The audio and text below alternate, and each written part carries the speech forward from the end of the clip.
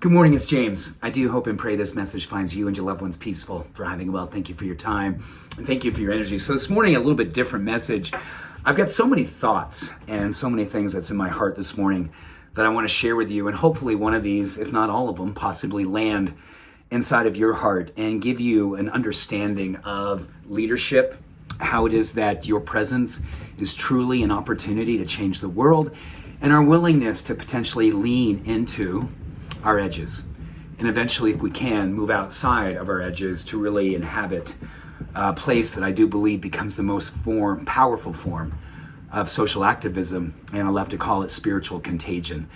There's a wonderful word that I learned, 50, it's like 45 years ago as a freshman in high school. Oh my goodness.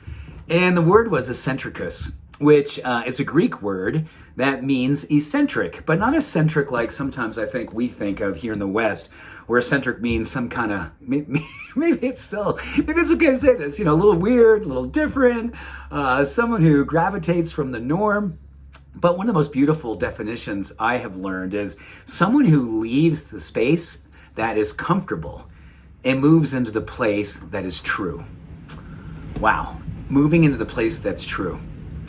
And I think my experience of being true more and more in my lifetime is definitely leaving what's comfortable and not being afraid to stand for principles and experiences that I know my heart yearns to live, my soul's contract needs to fulfill. And I think all of us right now are probably wondering what's ours to do. A couple of quotes I want to share with you today that really are what this morning's is all about. You might want to just kind of take these to heart. In The World's Greatest Showman, P.T. Barnum was obviously a big part. It's about his story and many of the things that he had to overcome to continually bring his sacred sauce to the planet.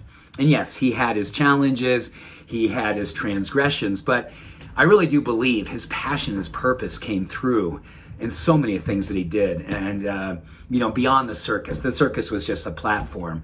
But his passion for what he said, the noblest art is that of making people happy.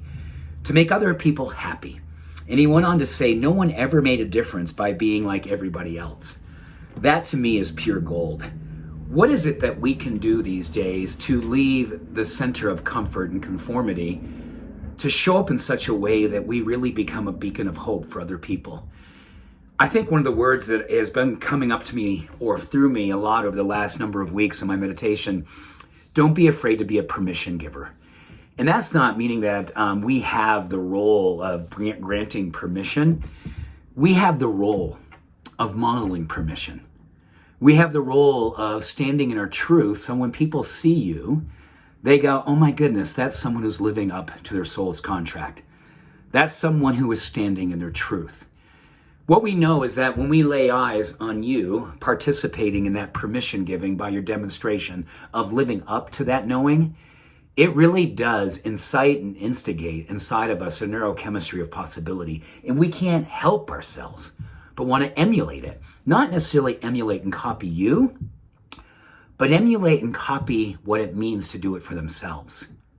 To stand in their truth, to be courageous enough to not conform. And be someone whose life becomes an example and a demonstration of permission. To live up to what it is that each and every day we are being asked to do. To be a beneficial presence on the planet. To live and love out loud. And to be so wildly awake and so beautifully alive that the world, it cannot take its eyes off from you. And then becomes more like itself, which is beautiful, just like you. The noblest art is that of making others happy. No one has ever made a difference in the world by being like everybody else. Rise and shine. Rise and shine. Be who you came here to be. I'm working on this right alongside of you and giving my very best to the opportunity that Spirit is calling through each of us, in us and as us. Thank you for being you. Much love. Every blessing. Bye for now.